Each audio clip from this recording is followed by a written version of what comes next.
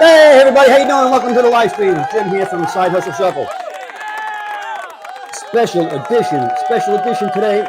Anyway, we're here on Friday. We're going to talk about Amazon Influencer Program. We're going to talk about six-figure earner Billy Thorpe is here to give you his wisdom, and we're going to talk to him right away. I met Billy in a clubhouse room not too long ago, and started listening. I was like a fly on the wall, just kind of listening to what's going on, trying to gain some knowledge. And started hearing this guy talk about what he was doing, and that he wasn't relying on Amazon commissions to make his money. His line kind of was, you upload to Amazon and it's out of your control. It's out of your control. You've done all that work, and then what? You have no control over your own content. It's kind of crazy, right?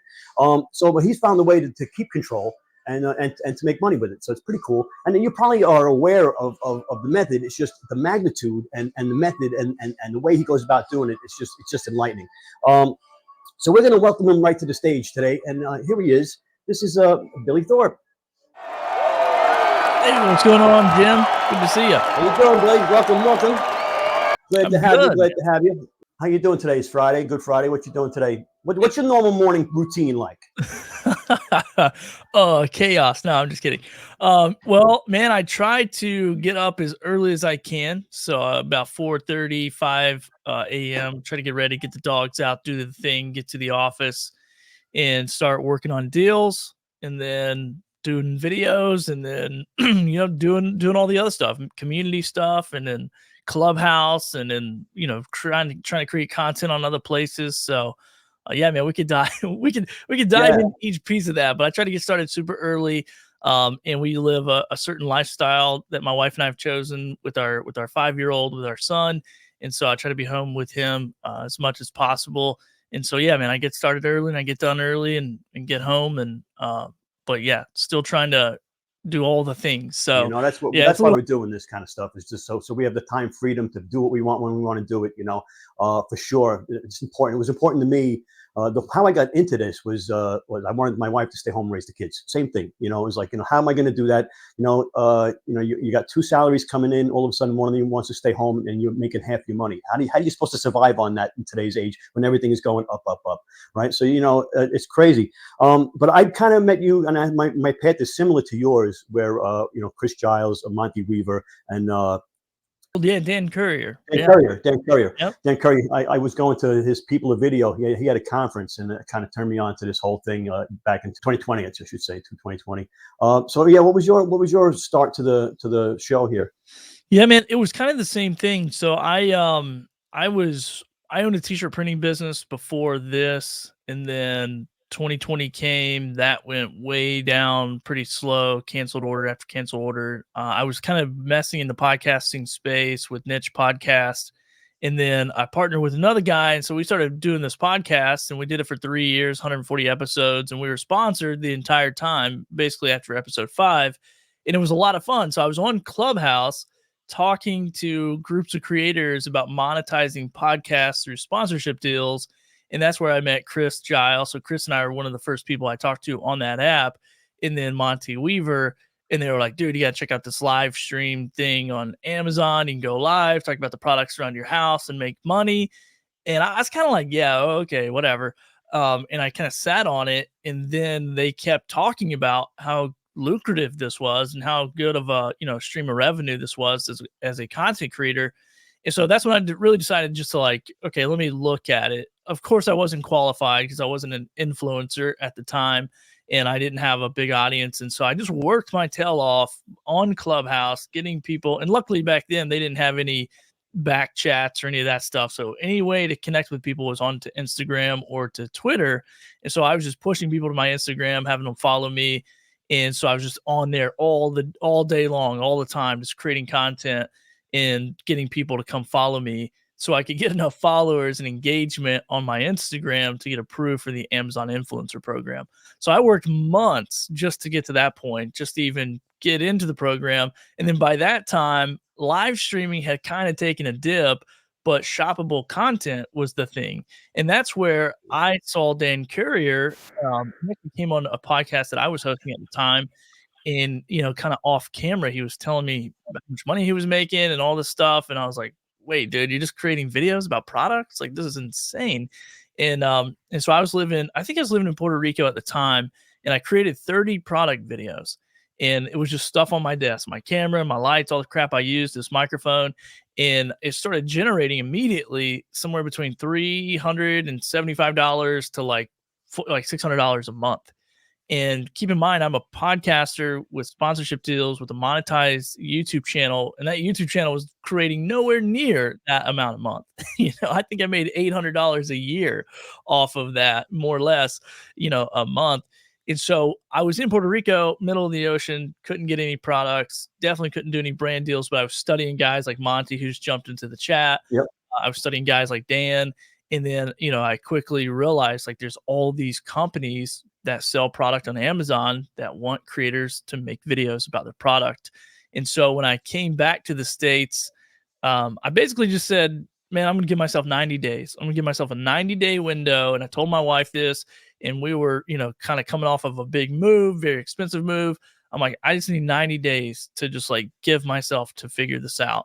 And man, we started cranking. I just started cranking brand deals like crazy, doing product videos like crazy, asking, getting paid cheap, free, whatever kind of product I can get in my hands.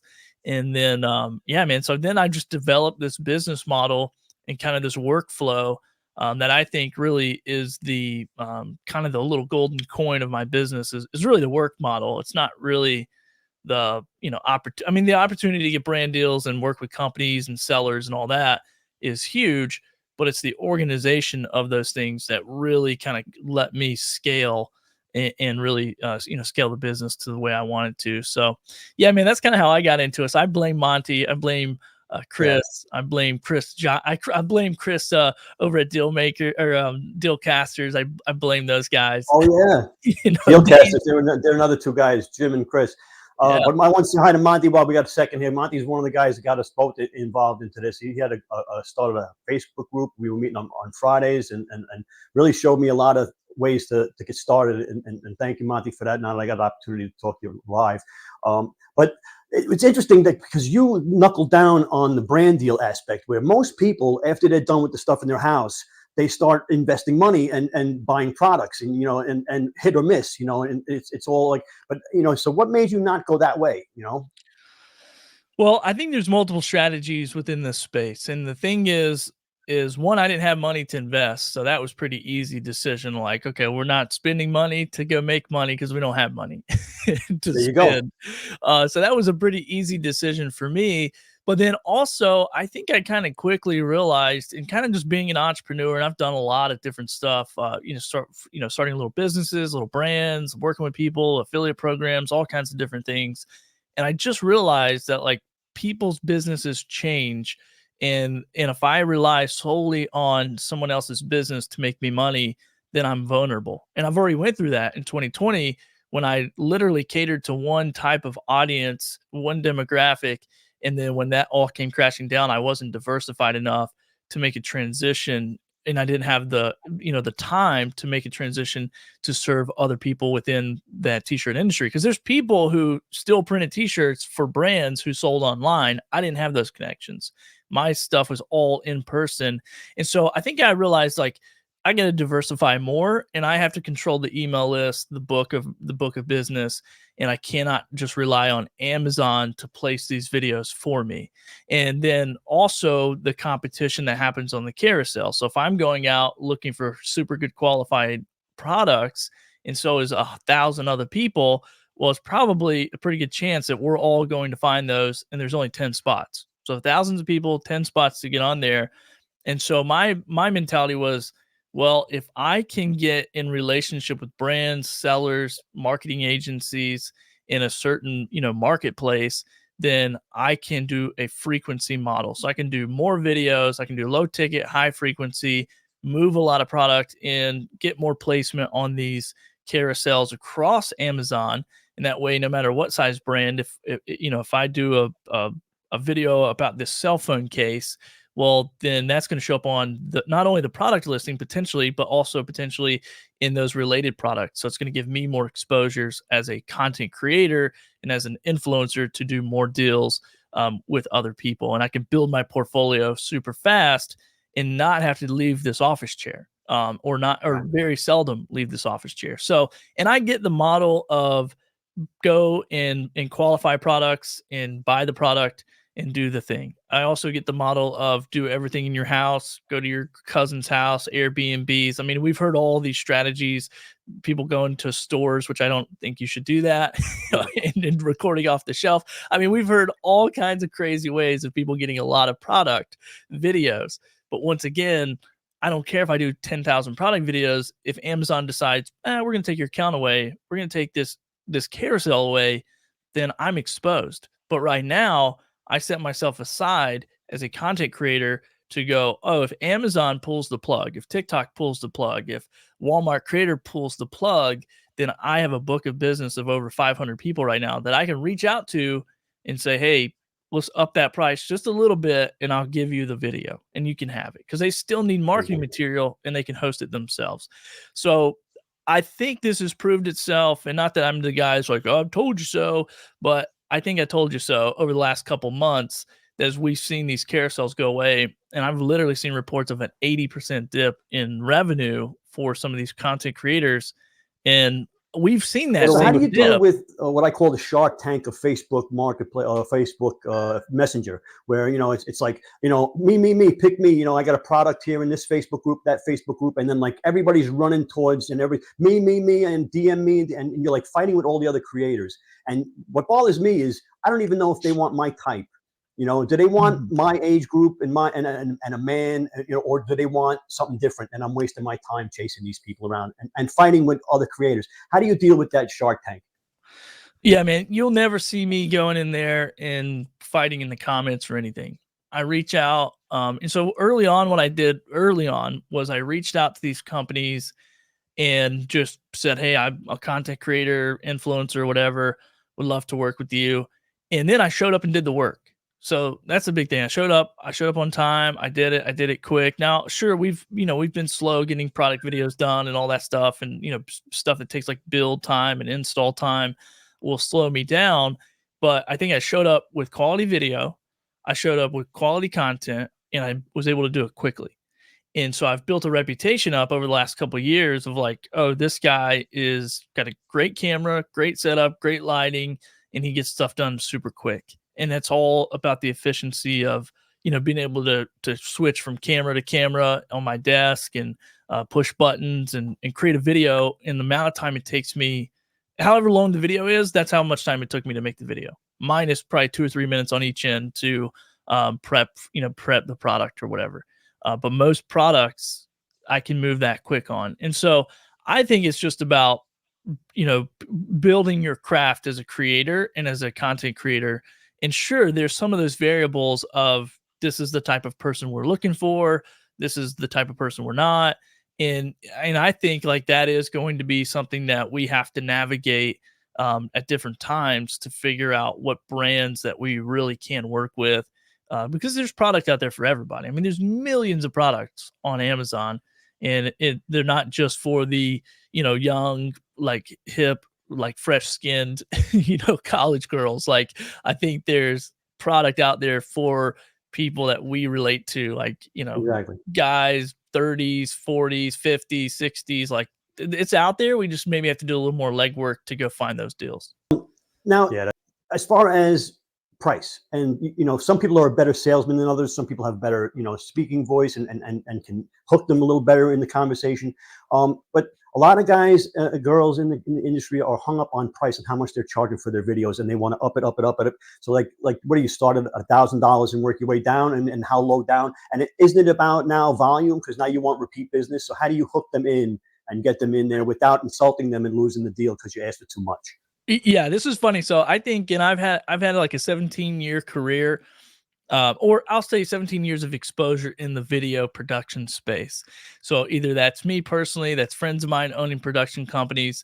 And I think you got to go study the market of like, what is video production? What is the price? What do you get for X amount of dollars? And a lot of creators, and I know they're going to get pissed, you're just not what you think you are. Okay. And that's just facts. It's just facts. Like, you didn't invest in the equipment. You're showing up with a shaky camera. Your audio is terrible and you want $1,000 a video. Get out of here. Like, there's people who produced, like really good quality TV quality commercials for $1,000 and they got pro gear and they're like really know their equipment and really doing a good job.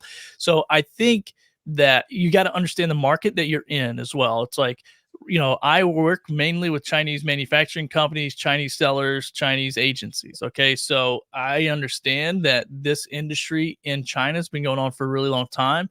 There's a certain way they do stuff, and it's a very much a frequency model. And if you study the game, you'll know, like, it's fast paced. They're moving, they're doing quick stuff. There's a lot of product being manufactured. So I can be the guy who's like, I'm only doing it for $100 a video and I can do 5 videos a month. Or I can be the guy who goes, I'll do it for $25 a video. I can do 180 videos a month. And then I can resell the product and create a whole nother stream of revenue in the resale space. And then also have all that placement on Amazon as well. So I'm really monetizing this deal 3 ways. Not to mention, if in my case, if I would get diligent and put all my content on YouTube or TikTok or, Instagram or wherever else, then I can drive more traffic to Amazon and create even more streams of revenue. So it really depends on the bandwidth and the business model. I started making videos for $0 to $5, $15 or whatever. And then I went the opposite way. Instead of starting high and coming down, I started low and went up because honestly, I had no idea what I was doing. So I couldn't feel good about, going, hey, give me $100 or $500 or $1,000 when I'm like, I don't even know what this industry is. And I think if we're all honest, even some of us been in here for a couple of years, 3-4 years, whatever, it's still really new in industry in the States. And so we're all trying to figure out what model works for us. And this is just what I like. I love the change. I would rather work on 100 videos a month and feel the pressure of getting that done, over somebody paying me $10,000. Now I got to produce a $10,000 video.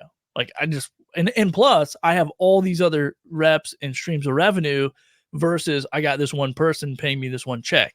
If that deal goes sideways, I'm exposed. If one of these deals go sideways, I still have a business. Right. So I just want to say hi to Vaughn. Vaughn's in the chat there, and he's talking about your $7 group, which we're going to get to. I'm going to post a link in the chat for everybody. You have a Monday meeting, 8:00 Monday mornings, right? And you want to talk about that quickly while he brought it up? Yeah. Vaughn, I appreciate Vaughn. He's a good guy. We've been swapping texts for probably over a year. And, we were masterminding before I started the mastermind group, and really, Jim, the reason I started this mastermind, group that we have called Deal Makers, you're in it, Vaughn's in it. And it's just to help people like realize the other opportunities out there with inside of the ecosystem of influencing or content creator, and really as a small content creator. And this is where I think in podcasting, in live streaming, in Amazon world, like I've really excelled as a small audience content creator. Entrepreneur first, content creator second. I think about stuff different. I ask different questions, and I really don't care to push back and go, okay, well, I have a skill set. I know I don't have 1 million followers, but I can create just as good a content as the guy with the 1 million followers, but I can do it a lot faster than that guy can and move the needle.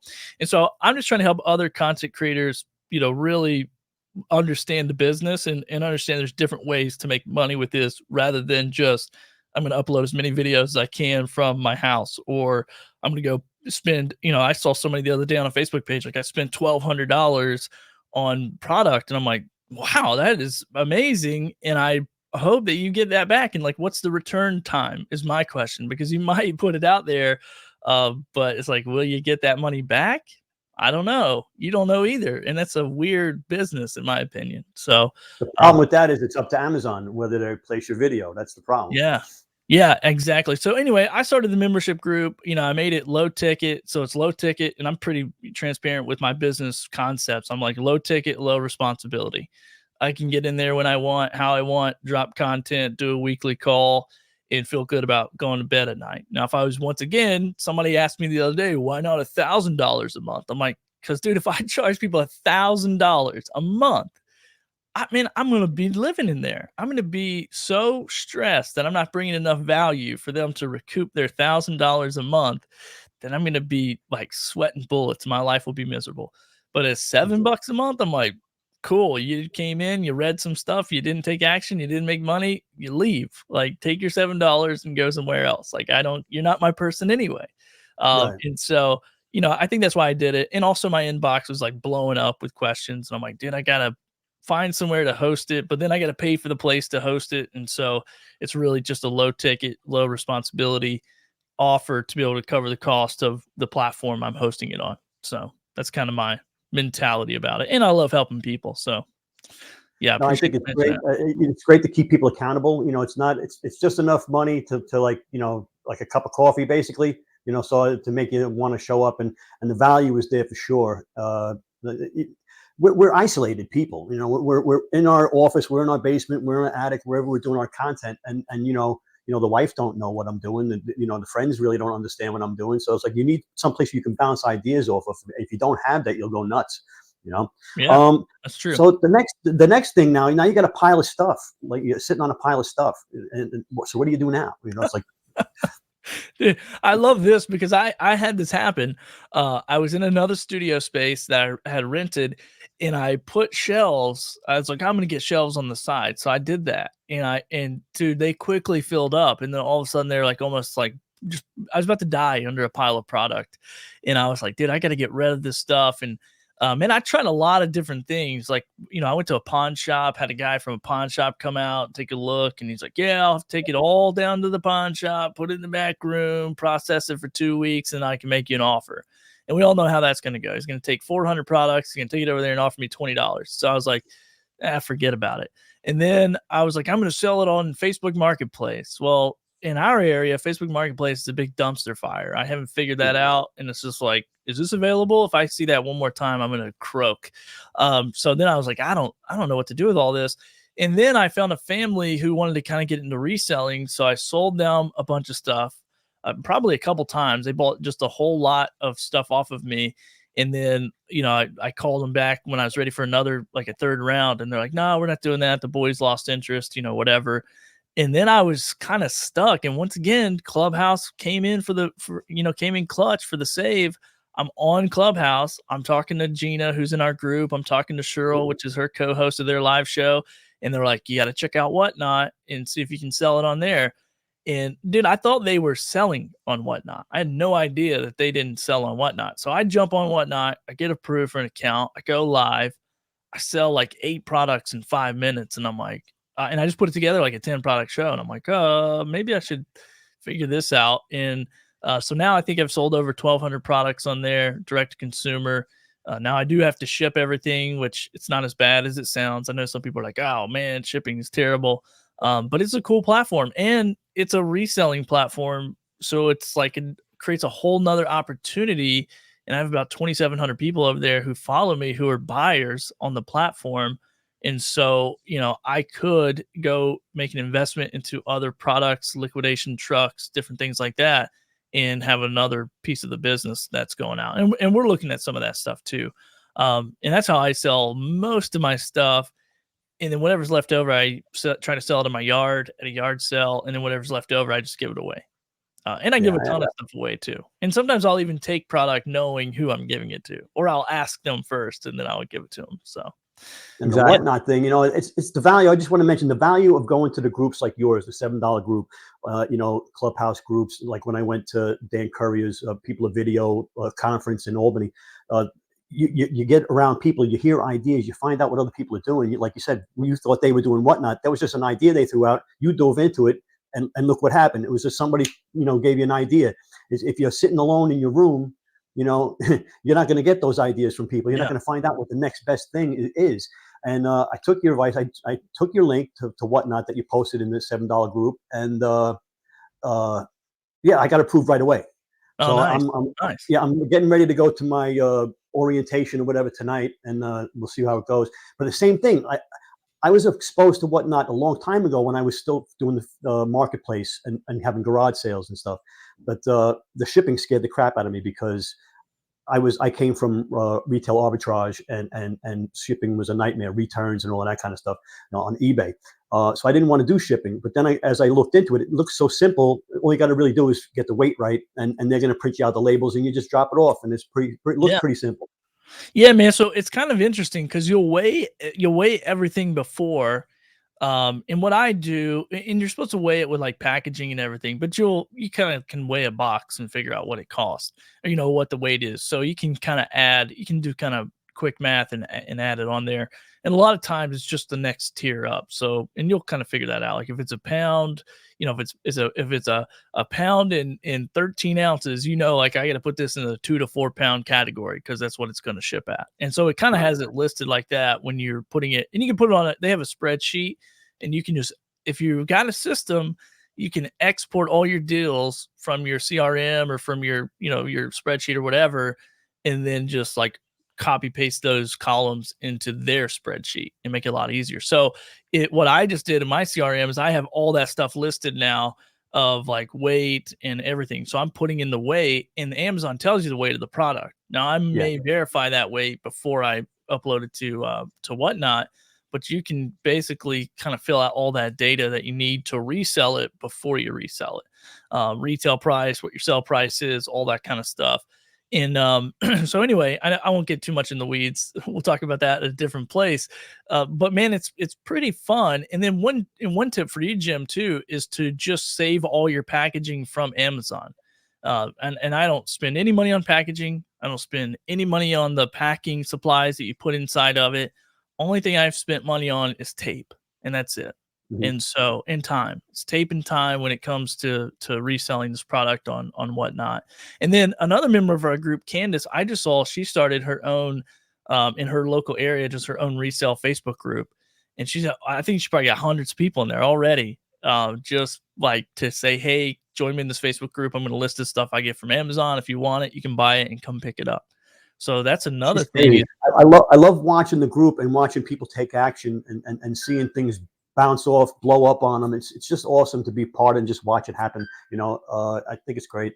The other thing too about it was that if you like to go live on Amazon, when Amazon Live was still a thing, a year and a half, 2 years ago, when I was going on live and being on the product page when you went live, and it was worth it, you'd get traffic and everything. And I had a lot of fun doing it, and I was doing giveaways. You can't do giveaways on Amazon anymore. Guess what? On Whatnot, you can. You can have that blast you have, that you were having as a live seller. You do giveaways, and I don't know. It looks like a hell of a lot of fun. I can't wait to get back into it. Dude, yeah, you're gonna love it, man. And what I did for giveaway stuff is I got like a bunch of these like little stickers or something, like with my little logo. I got some coasters, and sometimes I'll give away like one of my items. You pay for the shipping as the seller for giveaways. But yeah, man, it's cool. And now they get it set up where you can give something away and keep running auctions at the same time. So for people listening and watching, it's like Whatnot is basically like eBay meets Twitch. And so it's like live stream auctions. Now they do have a marketplace on there as well. And then I think eBay is doing, that as well. Like they're tapping into the live streaming. But this whole live selling and product demo and video, and I mean, dude, we're on like the forefront of it, I believe. And so I'm excited, for the opportunities. And there's so many opportunities as a content creator, because it's not just about, can I get a deal? Can I get products? Can I resell them? Can I, whatever? Like you could, with the right mentality, business model, structure, and plan, go find a liquidation company and say, hey, let me come in, or maybe a bin store. They got these Amazon bin stores all over the place. Let me come in after hours, set up a camera, go live on Whatnot. I'll sell stuff for you. I'll ship it, right here. We'll ship it right out of your location, and then we'll just split profit. Or you give me a percentage. Or better yet, I'll come in, I'll sell whatever, all your high ticket items on Whatnot or stuff that's not moving quick. And then you can just give me a percentage, but you handle all the shipping and everything. Listening to him, you guys listening to these are skills that you can take anywhere with you. Like all these different things that are popping off. Now we're on Whatnot. We started on Amazon. You could be on YouTube, this TikTok. These skills are going to go with you everywhere if you do it right, and you keep it organized, and you keep everything together, and you got that Rolodex of contacts. My question, and I think the question that's on a lot of people is, do you know the infrastructure of these guys, agent, brand, seller? Who are you actually dealing with when you're talking to them? And how much pull do they actually have? Yeah, I am not 100% sure, to be honest with you. I mean, my best guess is I've talked to people, like I have companies that I talk to. So just like any other company, maybe they have a marketing director or, somebody in their marketing department. So that's one person that I talk to. So if I get a company, some email from some company out there, that's probably who I'm dealing with, is their marketing department. Now, when it comes to agencies, which is how I break it down in my mind, of like company or manufacturing company, agency. The agencies are more of, I think they're working with all these different companies as like kind of like like a marketing company, kind of like their own marketing agency, to say, hey, we'll go find influencers and make this connection. What products do you need videos of? And they probably just charge whatever fee and then pay you a cut of that, which honestly is cool with me. And I like that, even if I'm not getting paid a huge, because if I work directly with the brand, I get paid much more than I do if I work with an agency. However, what's happening is when I work with these agencies, the brands will now find, oh, we really liked your video. They'll reach out directly and kind of bypass the agency. I don't get too in the weeds about that. I'm like, that's their business, that's their decision. I'm just making videos. So if somebody wants to pay me to make a video, I'm going to do that. Like my loyalty is to make videos, because I don't know what this industry is going to do or when it's going to take a turn or whatever. So I'm going to just keep showing up and making videos. So if they want to bypass their relationships, they can do that, whatever they need to. But man, to say like what's the hierarchy, and like if you talk to a brand and or talk to an agent and they go, oh, our budget's $20, and you're like, okay, is it really $20? Is it really 100? Like what is it? I find that most of those people are pretty consistent. And the cool thing is once you lock it in, you don't have to renegotiate every single deal. Like I have products show up to my doorstep just marked with this particular company, and it's like my name and that company name in brackets. And I just know like that's for them. And then here's the price. And we don't even talk about, can you do this? Can you not do this? They have a list of products I'll do, and they just send them. And it's like on autopilot. And so as a business owner, I think about this as like cups of coffee. Like if I go to a cup of coffee, Starbucks isn't, I mean, they're probably making money off coffee because it's probably pretty cheap to make, but it's like they're a volume game. Like how many people can we get through the drive through? And that's where they're making their money. So, for me, I got pretty low overhead, pretty low, I think my whole business all in all, like all in, and I just added like over $400 of expenses per month, but I still think I'm like right at $1,000 a month to run a business, which is You unheard of. know, it's like, oh, everybody's in the same game, but some of us are entrepreneurs, some of us are creators, some of us are hobbyists, and so we don't all have that same mentality. So you turned me on to something called CRM not too long ago, right? Yep. Customer relation management, right? And can you touch on that? And like that's how you control and keep track of everything in a nutshell, right? Yeah, yeah, absolutely, man. So I just switched over. I was actually, I've done a lot of this stuff where like I use like Trello. So Trello is just kind of like a project management tool, and you're kind of just moving cards through like a pipeline, so to speak. I used HubSpot, like HubSpot's free account. And once again, it was very limited, but then I would use like spreadsheets with HubSpot, and my friend John helped me set it all up. And so, but there's all these moving parts, right? I have to do like, yes, I'll do the deal. So I was opening up like 5 tabs, like like Facebook personal messenger, Facebook business messenger, Instagram, my email, or actually 2 different emails. Somehow another email got out in the world. And so I had like 5 or 6 tabs open, doing these deals, agreeing to it, agreeing to the price, and having to copy and paste over to a spreadsheet. Then I have to export the spreadsheet and then upload it to HubSpot. I was spending hours and hours and hours doing this. And then my friend Charles owns Pinnacle.ai, and he was like, dude, I can help you like solve all that. And I'm like, oh, okay, whatever, dude. And I sat on it for like 3 months. I have a really bad problem of just like sitting on stuff. And then he, reached back out and was like, hey, you want to do this? And I'm like, yeah, dude, let's do it. Now I invest like $300 a month into the CRM, but everything comes into one place. So I come to my office, I process one inbox. I don't process 10 different places. I'm not copy and pasting anything. And the only thing I'm copy and pasting is if there's an opportunity I copy, paste it into the opportunity tab, create an opportunity out of it, and then it goes into a pipeline, and then I just move that deal through the pipeline, all the way from product sent to product completed. That's sold or ready to sell or sold or whatever. And that's just kind of how I've been moving it. It's still somewhat of a manual process, just because the connection between us and the Chinese manufacturing company or companies is, I don't know if there's like firewalls or whatever in China. They probably have different rules and regulations on the internet, what links they can click and all that stuff. So invoicing these companies is kind of a nightmare. Tracking payments is kind of a nightmare. But man, I really haven't had any issues where people are just like, we're not going to pay you. Right. I've tracked down stuff, but so it's a business. I mean, there's parts of of owning a business that's really fun. For me, that's when the UPS guy pulls up, that's pulling out I got a smart display yesterday that's battery powered that rolls around my office, and it's like it's like a giant Android tablet. That's really fun. But the not fun stuff is, making like going through and doing the admin stuff, whatever. So, but the CRM is great because it will help you keep everything organized, know where it's at in the flow, know what's going on. If that's just you individually, or you and your husband, your wife, your partner, your, whatever, your employees, it'll help you keep all that stuff, super organized.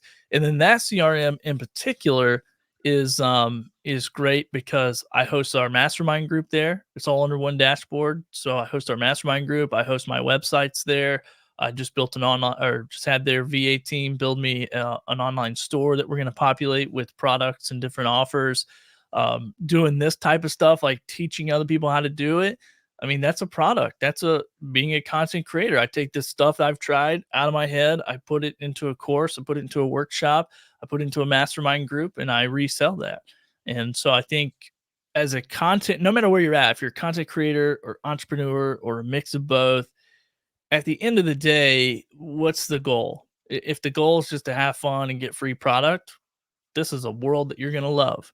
If the goal is to make a bunch of money, then this is a world you can also love. You just got to do the work to do it. But it doesn't take that long. I mean, I put 180 deals in the pipeline within the last 30 days, and I've worked about 20 to 25 hours a week, and we'll produce all those same video. It's like, now all those videos may or may not come. All those deals may or may not hit my doorstep, but that's how many deals I'm able to put, in a pipeline pretty quickly. And we could probably put 300 in there, but I just said no to a lot of stuff. So a lot of opportunity, man. I could talk all day, and I just think there's people who have these skill sets to get on camera, and you're doing it already. You're probably podcasting, you're probably live streaming, and now it's just, talking about product, which is it's fun. It's not for everybody though. I get it. No, it's confusing. Like, I'm out doing my thing during the day, and Facebook goes off, Instagram goes off, email goes off. How much of this are people coming to you, and how much of this is, hey, I want to work with that brand? Do you do stuff like that and search them out? I would say in the beginning it was, I was reaching out to everybody in the beginning and just introducing myself. Hey, here's what I do. But what I was trying to do is just build a portfolio. And so I think if I was just starting out, I would just do every product in my house to build a portfolio, but do it horizontal and do it with good quality video, lighting, audio. Make sure those three things are dialed in, and you don't have to have all the fancy gear. You can use your camera or your phone. You could, I would go get a softbox light because you just control it more. Whatever pieces that you can control, do that and make the investment, because once you do that, you can shoot any time of the day. Like I shoot here in my studio. It's going to look like this forever. I don't care if it's 6 o'clock in the morning or 10 o'clock at night. It's going to look just like this. Yep. And I can show up and shoot like this all day. And so I think a lot of people, when they first start, they're like, oh, I'll just use my bay window. Well, your bay window only gives you so many hours of lighting. So it's like, if stuff's not firing off or your brain's not working and you're like, I just can't make this. I mean, I've had days, dude, where I try to shoot a video and I'm like, forget it, I'm out. And I shoot everything live to drive. So I'm not editing anything. I'm literally picking stuff up and talking about it and switching my shots with my Stream Deck and then moving on to the next video.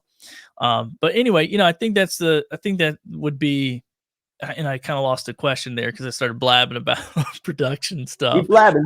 But yeah, man, I think it's just finding your rhythm, your routine, and whatever that looks like. I mean, we talked about like Candace in our group.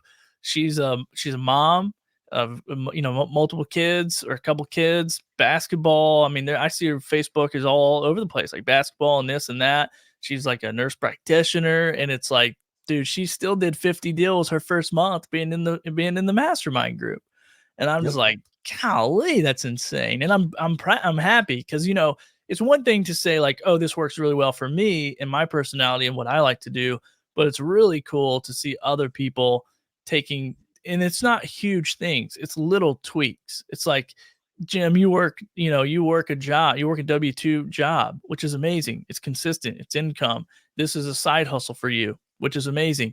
But it's like with a couple little tweaks, it's like, oh, okay, now instead of spending 15 minutes going back through all these inboxes looking for deals, now there's in my CRM. That's one tweak that'll make you a lot of money, thousands of dollars over the next year, because you're not wasting time searching through a bunch of crap and you got your little adjustments made. So, for me, it's about efficiency. It's like I adjust where my keyboard went. I sold a piece off of my desk because I couldn't get close enough to my desk quick enough to to do what I wanted to. And like I'll modify my workspace to move quickly, because if I spend 20 minutes on a video, I'm not making money. Even if I'm getting paid $20, in my mind, it's not worth my time. So if I can make that just brought something to my mind. Are there products you stay away from? Like I get a lot of furniture you got to put together, lighting that they want installed, all this crazy stuff, and they want it installed for $20. How do you deal with that, or do you? I learned a valuable lesson early on. Somebody reached out, can you do this dresser? 100% I can do that dresser. It came in like 400 pieces. I had to hire someone to build the dresser. I lost money on it.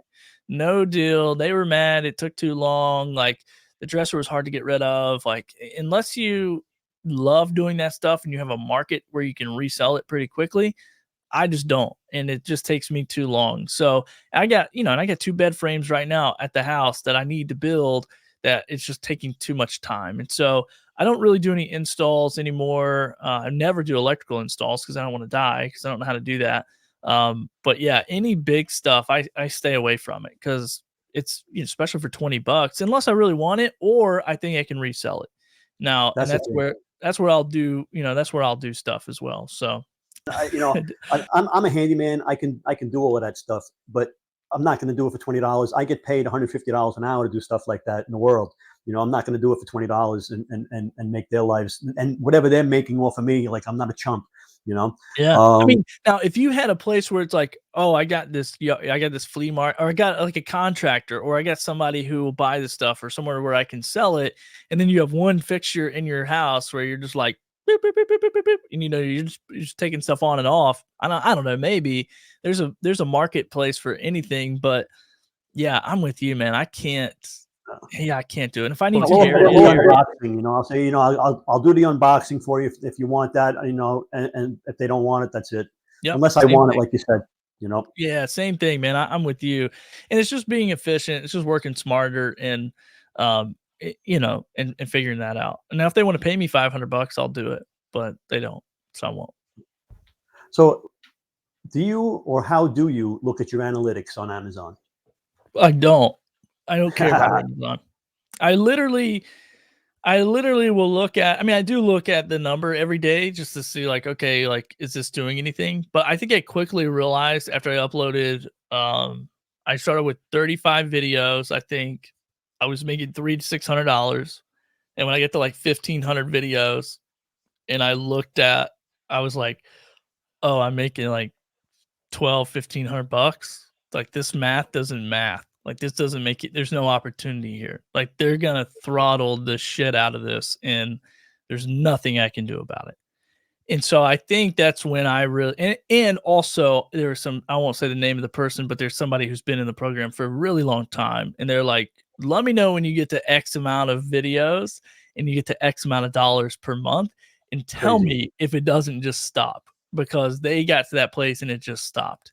And so anyway, I think I got, luckily I got some of that insider information, or not insider, but just like, like somebody's been in there for a long time. And I realized early on, like, oh, they control the throttle here. They control the dial. Absolutely. They control the faucet. Like, and that's totally fine. By the way, I'm not complaining. I'm a big fan of the program. I'm a big fan of Amazon. I'm thankful for the opportunity. But the key to winning at this game as a content creator, as an entrepreneur, is to leverage the program, not to like rely on the program. And I think that's where I can win every day, is by leveraging the access that I have, not necessarily trying to monetize the platform. And that's where a No, lot of I creators are agree. gonna lose long term, because they think like, I'm gonna live off this money I'm making from this Reels program or this TikTok program or whatever. And as an entrepreneur, you're gonna make money off of doing deals with businesses and each, or customers or whatever. So, in my opinion. I was gonna say I agree with you with the throttling and holding back because my dog's gonna be barking. But it's do you put these videos out, thousands of videos. You start out with 100, now you got 1,000, but you're still getting the same amount of clicks every day. Mhm. No matter how many videos you put up. So there's definitely something to do with that. Um, Somebody had told me that it has to do with percentage viewed, and that you should be cutting your dead wood. So any videos you have in your carousel that have 0 views, you should cut them out because that'll jump your percentage viewed up, and that one might kick the algorithm. Now I'm afraid to delete my videos, so I don't know. But Yeah. do you have any thoughts on something like that? No, I mean, it's just too much work for me to figure out. I don't care. I don't, it's like I could spend all day trying to figure out how somebody else's business works to benefit mine, or I could just figure out how to run a business. I can figure out like what makes me work, what makes me tick, what makes me money. Because at the end of the day, that's what really matters. And I understand the passive revenue portion of this business, but I think there's so many more things to focus on that could generate cash flow. One of those being offsite. Like if I was going to focus my time doing anything right now with videos and tweaking a video or doing any of that, it's going to be, how do I build another channel off of Amazon to drive traffic to Amazon? Because we all know that makes a little bit more money, and then that's more scalable, and we can. I mean, not that we can control like who watches on YouTube or whatever, but we can upload a ton of stuff, not have all the regulations and requirements typically, and like repurpose this content. So I think that would be my strategy moving forward. And this is part of what I'm going to be working on later this month, is bringing somebody in just to like really work on like expanding that offsite commission. So yeah, I don't, I mean, I should maybe think about Amazon and the affiliate, the influencer videos and all that carousel stuff, but I can't care. Like it's too up and down, it's too unpredictable. And I think of Amazon as bonus money. Whatever Yeah, commission I and they're make, constantly bonus. changing too. It's always changing. They take the carousel away. You can't really don't rely on it for any length of And time. it's totally fine. I mean, they're testing too, their business. And I just think like if you do that, then you get what you get, and you can't pitch a fit. It's what my son's teacher says. You get what you get, and you can't pitch a fit. So if you want to put all your eggs in Amazon's basket, when they take away the basket, they run over the basket with an Amazon truck. Like that's the problem that you have now. And so And it's true, you got to focus on other places. Everybody says you have to have the YouTube channel. You have to have, this, that, the other thing, Facebook group. YouTube is good to have just for the copyright aspect of it, to keep yourself covered for copyright. If anybody steals your stuff, YouTube's pretty good at that. yeah, And offsite revenue. Now they're doing the spring thing, that they're doing the promotion where they're giving you for the 3 months or whatever, for offsite traffic. They focus on offsite traffic. They want you to bring offsite traffic because they're forgetting people forget that it's the influencer program, and just because you got in, you're not an influencer, you don't have offsite traffic. That's what they really want, is offsite traffic. yeah, exactly. Well, and they got some market share probably getting eaten up by TikTok right now too. And No so doubt. No doubt. um TikTok is great. yeah, man. I mean, and we're looking to become, we got a seller account on there. So that's one of my plans, is working. I'm working with a friend of mine here in town who has a product he's put out to market, and he's just looking for a little bit more exposure. So I was like, hey, why don't you sell them to me at wholesale, or let me pre-sell them, but then you sell them to me at wholesale and we can try to sell them, because I don't have a creator account on TikTok because I don't have enough followers. But I have experience obviously selling product. I have experience sourcing products, sourcing goods coming from the promotions world. And so I'm like, why don't we go on there and try to be a seller? And that's the cool thing is like once you have the skill set of creating content live or live to drive or whatever, I mean, you can really go do anything. It's insane. Yeah, I didn't have the 5,000. You saw me on TikTok that time, and I got into the workaround where you go in as a seller and you open up a shop, and then everybody was poo pooing it. You're going to get shut down, blah blah blah. So I hooked up a shop, and I hooked up Printify to the shop. So I got print on demand going through the shop. So they're not going to shut Oh, me down because nice. I'm using it the way they intended, Yeah. and I can still do my videos and get the creator side too. And I'm not killing it, but it's extra income. It's extra Yeah. income for a couple of minutes every day, just putting out a short video. And the products are coming in. And the good thing is the products are also on Amazon. So you can do videos, and now I can post stuff on Amazon as well. So and I So can resell it. Go ahead. so let me ask you, you're a seller and you're selling your product, but then you're also promoting other people's product on there? And they're Correct. cool with that as long as you have your own So product. far, so far, I haven't got shut down. I mean, I hear people get Cool. shut down all the time, but Yeah, I think I'm not getting shut down because I have the shop hooked up as a shop. it's hooked up as a So that shop. Yeah. That's cool, man. so it I thought about that. And then another thing too is like, and I'm working I mean, hopefully I get the product today, but there's a guy who sells like an 18-pound coffee mug on Amazon. And so he's like, dude, this thing sells out like all the time. And I was like, well, dude, let me try to sell it on TikTok. If you warehouse them in the US, then you can just drop ship them for me, right to consumer. And so we're talking about doing that. And I checked in on it, and apparently that's okay too to drop ship. Yeah, I mean, just like what you're doing, you're drop shipping essentially off of your store. yeah, yeah. And so I think that's an interesting model as well. That I don't know. So we'll see what Yeah, I happens. don't think they consider it job shipping if you put that down as your warehouse. You put down the warehouse address, that's where you're shipping from. Yeah. It's not the same thing. Oh, gotcha, gotcha. Yeah, I haven't really looked into it because I would ship from here for the first, round of products or something. But then also somebody else told me that I think it's in an influencer group that they are actually selling one-offs of the product that they get from Amazon over on TikTok as a shop. Yeah, I've I've never, seen that too. yeah, okay, yeah. So that's kind of an interesting model. I was thinking like, maybe I should try that because I That sell on Whatnot, but I haven't sold on TikTok, so I don't know. No, I have seen people doing it, and I thought about doing it. It's I don't have time to do it. So if I had the time. The other thing I wanted to touch on with you was you mentioned about hiring somebody a little bit ago, and I had gotten a VA to take care of my offsite traffic. I was my YouTube, my Facebook group, and I was paying him like I think $5 an hour, or whatever country he was from, and the thing was they're college graduates. They know what they're doing. But for whatever reason, he wasn't putting the disclaimer on. I went back and found out all the stuff he did. He didn't have any disclaimers. As an Amazon affiliate, I earned commissions. So I panicked. I fired him. I had to go back and delete a bunch of stuff. You really have to be careful when you're turning your account over to other people. Yeah. If they don't care about it as much as you do. Yeah, So well, fortunately, the person who's gonna be working on all my stuff, I think, is gonna be my wife. So I'm gonna be like, put it to yeah, work. yeah, she's a graphic designer, website developer, and works in the marketing area as well. So she's pretty good at all that stuff. And however, man, what I did to keep me from forgetting to do that is there's a way, and you probably know this, so I'll just say it for the audience, but in YouTube to set up like a preloaded, Yeah. description or whatever. And so I just preloaded all that plus all the affiliate links to all my gear because a lot of people ask me like, what kind of gear do you use? So I just kind of preload all that stuff in there. So that might be a fix for somebody. But what I'm looking into, and if you know this or somebody else, and I'm sure there's probably like a Zapier connection, is to when I upload my video to Amazon, I transfer all those videos over to Dropbox.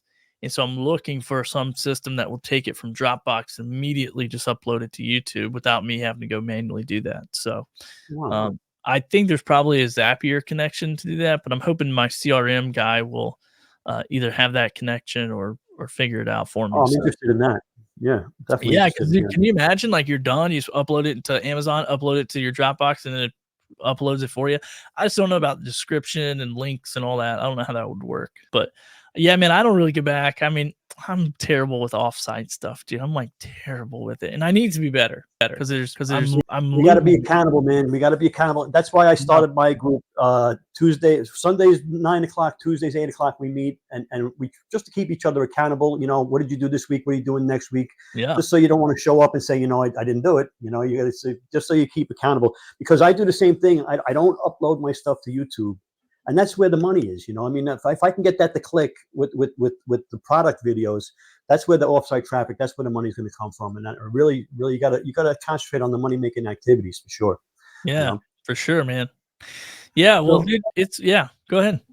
I was going to say, so we're getting close to the top of the hour, and before we get over it, I just wanted to say, is there any question that you wish I asked you that you want the people to know about? I mean, I think you covered it. I mean, you talked about all the nerdy stuff I love, so I That's appreciate awesome. you That's having awesome. me. We really need to do this again sometime. Maybe do it every once in a while and just, you know, see, you know, what's going on in the industry. And it's nice to just, you know, chew the fat kind of thing, you know. Yeah. It's great to know. But I really appreciate you, you know, joining with me with the hour, and we've got a lot of valuable information, guys. The link is there. You know, join Billy's group Mondays 8 o'clock. He has the meetings, Zoom calls. You can get access to his brain and figure out what's going on and what's changing all the time. It's really worth, you know, cup of coffee, man. What you're kind of dumb not to buy a cup of coffee on a Monday. All right. Yeah, Billy, yeah, thanks a lot. 23 cents a day, and there's like a whole group of people and things going on, and I'll drop videos and tips and all that stuff in the background too. So, but I do want to say this, Jim, it's not a course, and I know people are like, "Oh, you got a course." I'm like, "No, I don't." I mean, maybe one day I'll get diligent and put one together, but I'm just creating a group of other creators to have a place to brainstorm, keep each other accountable, think about different ideas, think about different ways to inspire them. And it's come and go as you want. So if you want to come in, check it out, take a look around, pick up some tips, tricks, and strategies and leave, then totally cool with that too. No long-term commitments, none of that. And you're right, it's 23 cents a day. It's like, I mean, you had to bring up that dreaded word, that course, man. Everybody in Amazon Influencer Program, they hear that and they go, yeah, the course. But the truth is that the Amazon Influencer Program is always changing. So like a course is hard to do, but a mastermind, the place where you're going to find out what's going on and where the changes are happening, you know, keep your finger on the pulse of what's going on. That's what you really need. You know, a course, you know, I'm 100% behind courses. You know, I get them all the time. I'm a lifelong learner, you know, and it's what I love to do. I love to learn new things. But, you know, these people that put out these courses and they telling you to do all these things that they shouldn't be telling you to do, and the program's changing. If you got a course that's 3 years old, you're going to get shut down for doing that stuff. You know, so it's better off to come into the mastermind and figure out what's going on today. You know, well, thank you very much for joining, and I'll see you next time. And everybody, join the group.